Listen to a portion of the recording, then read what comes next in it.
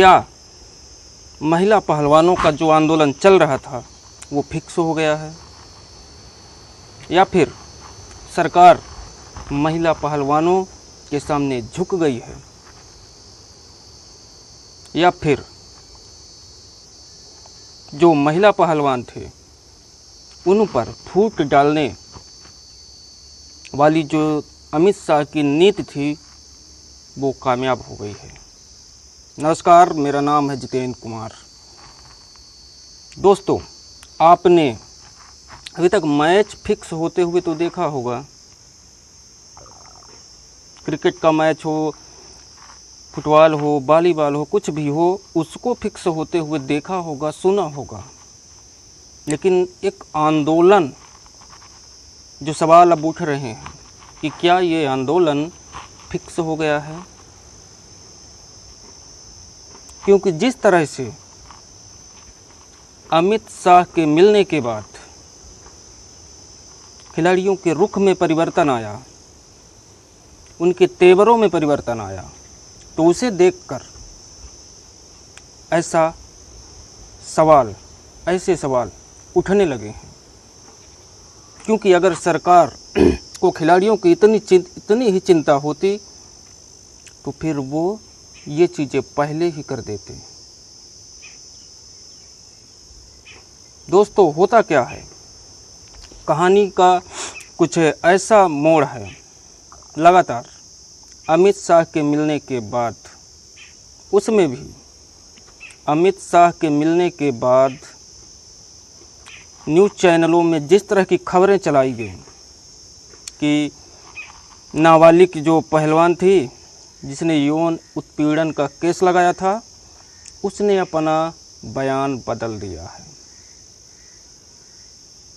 फिर इसके बाद कुछ देर बाद खबर चलती है। खबर क्या चलती है दोस्तों, कि साक्षी मलिक ने अपने आप को इस आंदोलन से अलग कर दिया है। फिर इसके बाद कुछ देर बाद खबर चलती है कि खिलाड़ियों ने अपना धरना प्रदर्शन बंद कर दिया है और वो अपनी ड्यूटी ज्वाइन कर लिए हैं। ये बात सत्य है कि ड्यूटी तो ज्वाइन की थी, लेकिन धरना प्रदर्शन खत्म नहीं हुआ है, आंदोलन हमारा जारी रहेगा। ऐसा सामने आकर बोलना पड़ा तीनों पहलवानों को। फिर उसके बाद क्या होता है दोस्तों, रात में, उसी रात, जिस रात को ये खबर चल रही थी, उसी रात खेल मंत्री अनुराग ठाकुर का ट्वीट आता है कि सरकार महिला पहलवानों से बात करने के लिए तैयार हो गई है। लेकिन क्यों तैयार हो गई? अभी तक क्यों नहीं हुए थे 40 दिन, या इससे पहले सरकार क्यों नहीं तैयार हुई थी? सबसे बड़ा सवाल तो दोस्तों ये उठता है। लेकिन इशारा तो उसी समय से शुरू हो गया था कि कहीं न कहीं बात सहमति या फिर डर से या प्रलोभन से, कहीं न कहीं अमित शाह की मुलाकात के बाद खिलाड़ियों में परिवर्तन तो आया था। क्योंकि फिर उसके नेक्स्ट डे बाद जब खाप की पंचायतें होती हैं तो बजरंग पूनिया जाते हैं और वो भरे मंच से क्या बोलते हैं, ये बोलते हैं कि हम जो फैसला लेंगे तो हम लेंगे, खाप पंचायतें इस विषय में फैसला ना लें। फैसला कब लेना है, कैसे लेना है, इसकी भी डेट और तारीख हम बता देंगे, ये बजरंग पूनिया कहते हैं। लेकिन इसके बाद रात में जिस तरह से अनुराग ठाकुर का ट्वीट आता है खेल मंत्री कि सरकार बात करने के लिए तैयार है, और पहलवान भी उनके घर सुबह अनुराग ठाकुर के घर पर उनसे बातचीत करने के लिए जाते हैं और ये बातचीत तकरीबन 6 घंटे तक चलती है। अब उस 6 घंटे के दरमियान क्या क्या बातें हुई होंगी, क्या हुआ होगा, सरकार ने क्या प्रलोभन दिया होगा या फिर डर दिखाया होगा नौकरी का, क्योंकि ये भी सवाल उठ चुका है। लेकिन जहाँ गौर से सुनिएगा इसको कि मेन चीज़ अमित शाह जिन्हें चाणक्य कहा जाता है, तो वो मिलने के लिए, खिलाड़ियों से मिलने के लिए जाते हैं और उनका सिर्फ टारगेट और न्यूज़ चैनलों के माध्यम से ये था कि खिलाड़ियों में फूट डालना, और वो शायद कामयाब भी हो गया। कैसे कि अनुराग ठाकुर से मिलने, खेल मंत्री से 2 पहलवान तो जाते हैं, प्रमुख 3 चेहरे थे, बजरंग पूनिया, साक्षी मलिक और विनेश फोगाट। तो साक्षी मलिक और बजरंग पूनिया तो मिलने जाते हैं, लेकिन विनेश फोगाट नहीं जाती हैं। फिर इसके बाद दोस्तों 6 घंटे तक मुलाकात चली।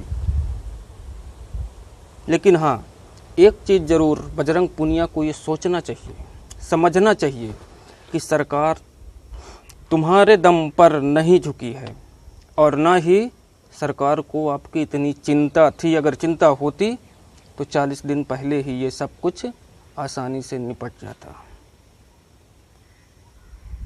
लेकिन जिस तरह से किसानों की सभा में बजरंग पूनिया ये बोलते हैं कि नहीं, जो फैसला होगा तो हम स्वयं करेंगे, आप लोग यहाँ कुछ फैसला नहीं कर सकते हैं।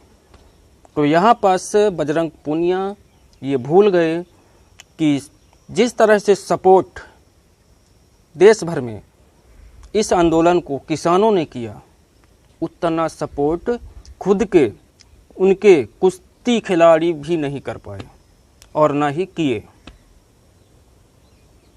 तो बजरंग पूनिया से यहाँ ये चूक हो गई। और इसके बाद फिर होता क्या दोस्तों, 6 घंटे चलती है मुलाकात।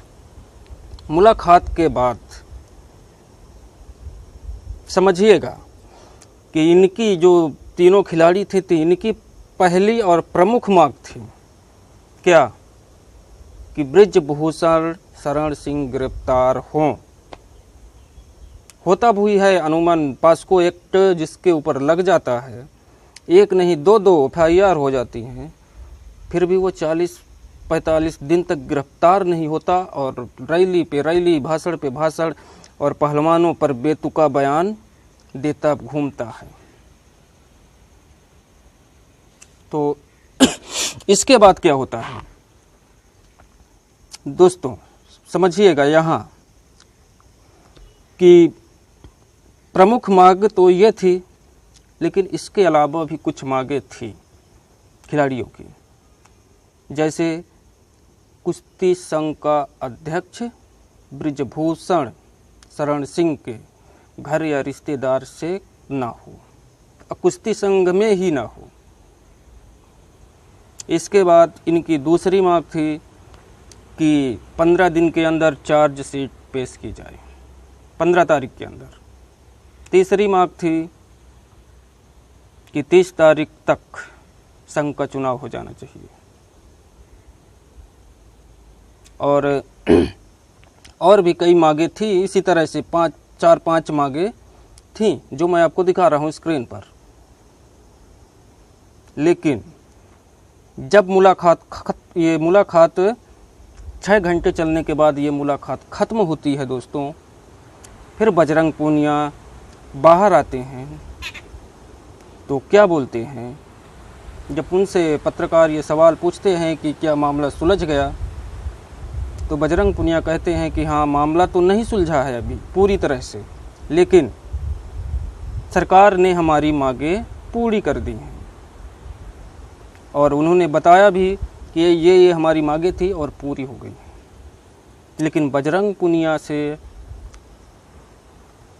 या फिर इस विषय में बजरंग पुनिया ने चर्चा ही नहीं की, न बजरंग पुनिया, न साक्षी मलिक, न अनुराग ठाकुर, कि बृजभूषण शरण सिंह की गिरफ्तारी होगी कि नहीं। हालांकि गिरफ्तारी ना होगी ये तो पहले ही तय हो गया था, क्योंकि जो नाबालिग ने आरोप लगाए थे वो अपना बयान ही बदल दिया, और बयान अमित शाह के मिलने के बाद बदलता है।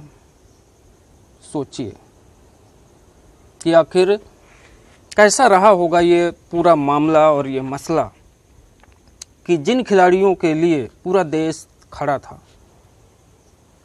तैयार था लड़ने के लिए सरकार से, एकदम ये तीनों खिलाड़ी बृजभूषण की गिरफ्तारी के सिवा उसके अलावा किसी भी कीमत पर समझौता नहीं करना चाहते थे। प्रमुख विषय ये था, प्रमुख मांग थी ये। लेकिन फिर क्या हुआ, बाकी मांगे पूरी हो जाती हैं, हो नहीं जाती हैं, अभी हुई नहीं है, लेकिन आश्वासन दे दिया गया है और खिलाड़ियों ने मान भी लिया है। लेकिन प्रमुख विषय क्यों नहीं आया सामने, उसकी मांग खिलाड़ियों ने क्यों नहीं की, या फिर की तो अनुराग ठाकुर ने इसका जवाब क्या दिया होगा, ये खिलाड़ियों ने नहीं बताया। इस तरह का पूरा ये टोल मोल गोल करके ये पूरा केस चला, और अब सरकार का प्रमुख झुकने का कारण क्या है ये आप समझिए। क्योंकि आने वाले कुछ दिनों में 20 या 24 तारीख के बीच में प्रधानमंत्री जी अमेरिका जा रहे हैं, अमेरिका दौरा है उनका, और अगर ये मामला नहीं निपटता तो फिर इसके लिए वहाँ अमेरिका में भी इनसे सवाल पूछा जा सकता था। मोदी इज द बॉस तो आप बोलते हैं अपने आप को, लेकिन आपके देश में हो क्या रहा है, ये सवाल पूछा जा सकता था। इसीलिए किसी भी कीमत पर मोदी सरकार इस मामले को अमेरिका जाने से पहले निपटाना चाहते थे। तो दोस्तों, क्या है आपकी राय इस विषय में, इस पूरे कहानी पे जो छिड़ी, जो फैसले हुए, तो क्या आपको लगता नहीं है कि ये भी फिक्स था? और अगर फिक्स नहीं था तो क्या था, आप भी बता सकते हैं कमेंट बॉक्स पर जाकर। अब हम लेते हैं इजाज़त, नमस्कार।